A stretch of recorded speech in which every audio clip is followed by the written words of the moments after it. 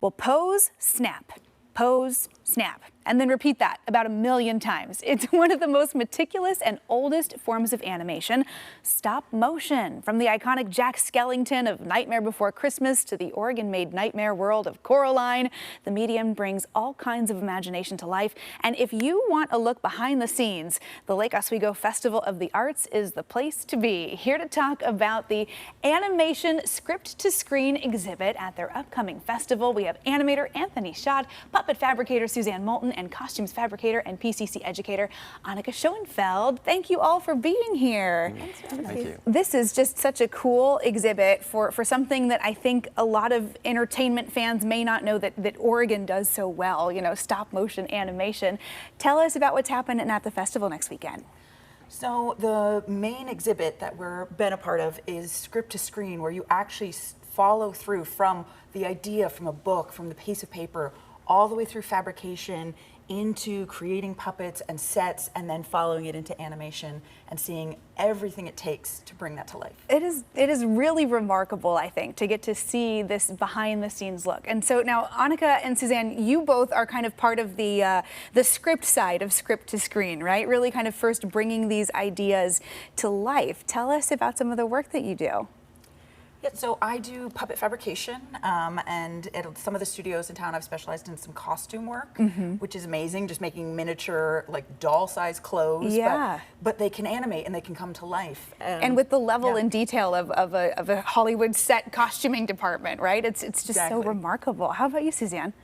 Well, coming from a background of working with wire and fiber, I specialized in doing hair. I did hair for Coraline. And what you're going to see is a lot of treasures from the vaults of all sorts of studios around the world, actually, that are going to be there. There's going to be some historical items as well from the Stop Motion Museum. Yeah. And also from Aardman, from Leica, and from Shadow Machine, things from Wendell and Wild and Coraline. You're going to see all of the physical things. Yeah, well, and we've got just a few treasures here this morning. Will you tell us about your wolf puppets that you brought in? These are so cool. Yeah, so this is an example of a wire puppet done with some felt. And these are kind of the things you're going to see. We also have some things there that are from independent studios as well. So it's sort of representing everybody. I think they're really neat. I don't know if if you've been in and out of PDX, once all the renovation was done, we've got some really cool stuff on display at the airport from Shadowbox and from Leica. And to see these puppets, up close and in real life, I think gives you a different appreciation of the detail and just how meticulous some of this work is that you just don't always think about when you're kind of lost in the fantasy on the big screen, right? I mean, what's the reaction when you get to see people kind of appreciating your work up close?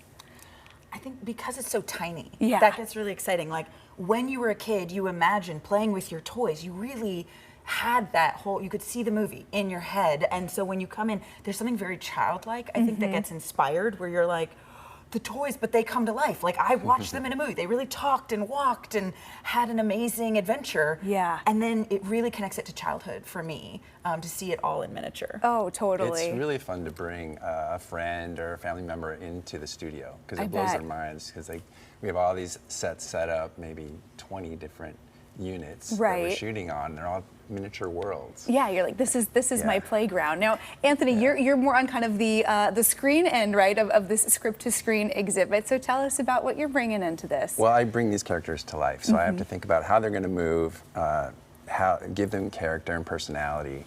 So that's what I've been doing for over 30 years. I started on Gumby, working with clay, and working on Nightmare Before Christmas and James and the Giant Peach, Coraline.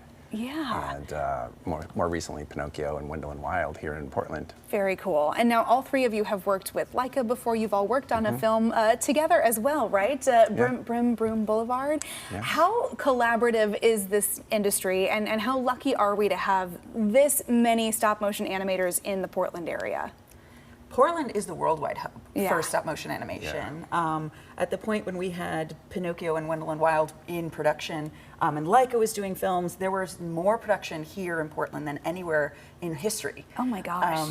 But it's a wonderful. My dog is friends with his dog. You know, like we get to work right next to each other, and I can walk over and ask Suzanne for advice because I know she knows everything about the wires or other things. So it's really nice that you can ask experts right next to you. Yeah, we really are, I think, so lucky to have just this incredible wealth of talent right in our own backyard.